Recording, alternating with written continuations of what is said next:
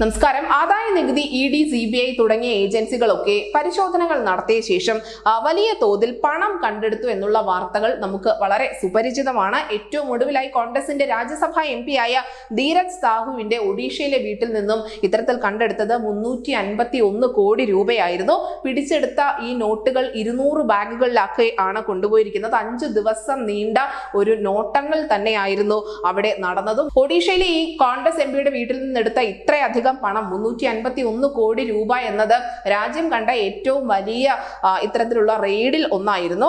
എന്തായാലും ഈ സാഹചര്യത്തിൽ ഒരു ചോദ്യം ഉയർന്നു വരുന്നുണ്ട്. എത്ര രൂപ വരെ നമുക്ക് വീട്ടിൽ സൂക്ഷിക്കാം? വീട്ടിൽ സൂക്ഷിക്കുന്ന പണത്തിന് എന്തെങ്കിലും തരത്തിലുള്ള പരിധിയുണ്ടോ? ഏത് സാഹചര്യത്തിലായിരിക്കും ED പോലെയുള്ള അന്വേഷണ ഏജൻസികൾക്ക് ഒരു പരിശോധന നടത്താൻ അവകാശമുള്ളത്? അല്ലെങ്കിൽ അവരെങ്ങനെയാണ് ഈ പണം പിടിച്ചെടുക്കുന്നത്? ഒരു വ്യക്തിക്ക് തന്റെ വീട്ടിൽ നിന്നും കണ്ടെടുത്ത പണത്തെക്കുറിച്ച് ശരിയായ വിവരങ്ങൾ നൽകാൻ കഴിയാതെ വന്നാൽ ആ വ്യക്തിക്കെതിരെ നിയമ നടപടി സ്വീകരിക്കാനുള്ള പ്രൊവിഷൻ ഉണ്ട്.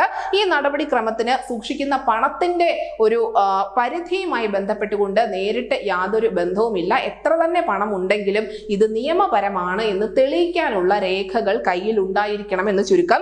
വീടുകളിൽ സൂക്ഷിക്കുന്ന പണത്തിന്റെ ഉറവിടം വെളിപ്പെടുത്താൻ കഴിഞ്ഞില്ല എങ്കിൽ 137% വരെ പിഴ ഈടാക്കേണ്ടി വരും. ഒരു സാമ്പത്തിക വർഷത്തിൽ 20 ലക്ഷം രൂപയിൽ കൂടുതൽ പണമിടപാട് നടത്തുന്നുണ്ടെങ്കിൽ അതിനും ചില വ്യവസ്ഥകളൊക്കെ ഉണ്ട്. ഒരാൾ ഒരു വർഷത്തിനുള്ളിൽ 20 ലക്ഷം രൂപ പണമായി നിക്ഷേപിച്ചാൽ അവരുടെ ആധാർ കാർഡ്, പാൻ കാർഡ് തുടങ്ങിയ വിവരങ്ങളൊക്കെയും നൽകേണ്ടി വരും. 30 ലക്ഷം രൂപയിൽ കൂടുതൽ മൂല്യമുള്ള ആസ്തികൾ വിറ്റാലും വാങ്ങിയാലും അന്വേഷണ ഏജൻസികൾക്ക് ഇന്ത്യയിലെ ഏതൊരു പൗരനെ കുറിച്ചും അന്വേഷണം നടത്താൻ സാധിക്കും. ക്രെഡിറ്റ്, ഡെബിറ്റ് കാർഡുകളിലൂടെ ഒരാൾ ഒറ്റ തവണ 1 ലക്ഷം രൂപയിൽ കൂടുതൽ അടച്ചാലും അന്വേഷണ ഏജൻസികൾക്ക് ഇതിന് പിന്നാലെ പോകാൻ സാധിക്കും.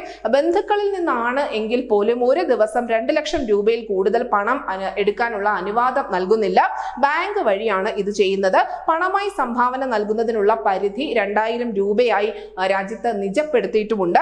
എന്തായാലും ആദായ നികുതി വകുപ്പിന്റെ നിയമം അനുസരിച്ച് വീട്ടിൽ എത്ര തുക വേണമെങ്കിലും സൂക്ഷിക്കാം. പക്ഷേ അന്വേഷണ ഏജൻസികൾ ഈ പണം കണ്ടെത്തിയാൽ ഇതിന്റെ സോഴ്സ് അഥവാ ഉറവിടം പറയേണ്ടത് ഈ വീട്ടിൽ സൂക്ഷിച്ചിരിക്കുന്ന വ്യക്തിയുടെ പൂർണ്ണമായ ഉത്തരവാദിത്തമാണ്.